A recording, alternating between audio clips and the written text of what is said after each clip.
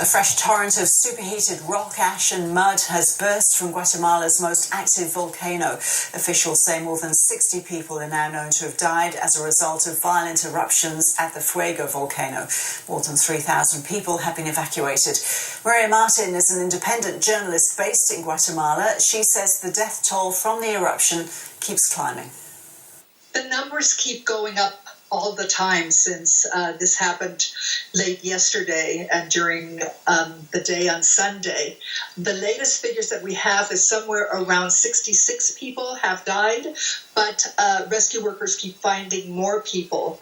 Hundreds have been injured, including rescue workers and even journalists who've been covering it and have been hit by the hot rocks from the lava flow. There are thousands of people who've been evacuated and thousands more who are homeless and in shelters, particularly in three provinces, Escuintla, Zacatepeques, and Chimaltenango, the areas around the volcano that have been the most affected. All in all, they're saying almost 2 million people have been affected in one way or another by the eruption of Volcán Fuego. So there have been two eruptions, one on Sunday and one yesterday. Can you give us a sense of how big those eruptions were?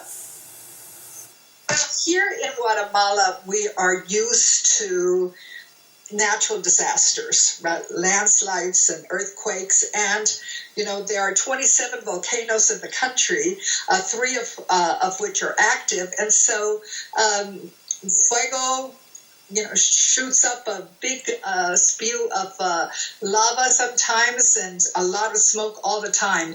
But what happened yesterday, it looked like, I was thinking here, as the skies got dark and as the lava was raining on us, as the ash in our area, we got a lot of an ash storm that felt hot to the touch when it hit you, right? And this was something out of the ordinary. Do you feel in any danger there yourself, Maria? I think in our area, it's the health issues for people with bronchial conditions or any other conditions when we go out. So I've tried not to go out often today, but certainly this is nowhere near the kind of tragedy that has hit villages in the province of Escuintla, especially one village called El Rodeo.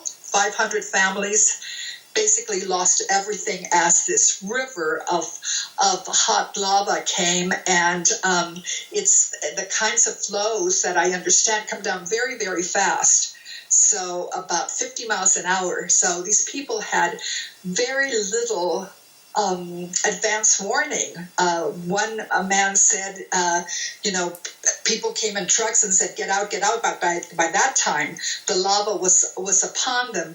And this is one of the questions that was asked in a debate in Congress today, as they are basically trying to approve a big emergency bill for Guatemala, is that there have been alerts about the possibility of the volcano blowing, and one deputy congressperson's opinion was that the government hadn't taken any action, that they knew that this could happen.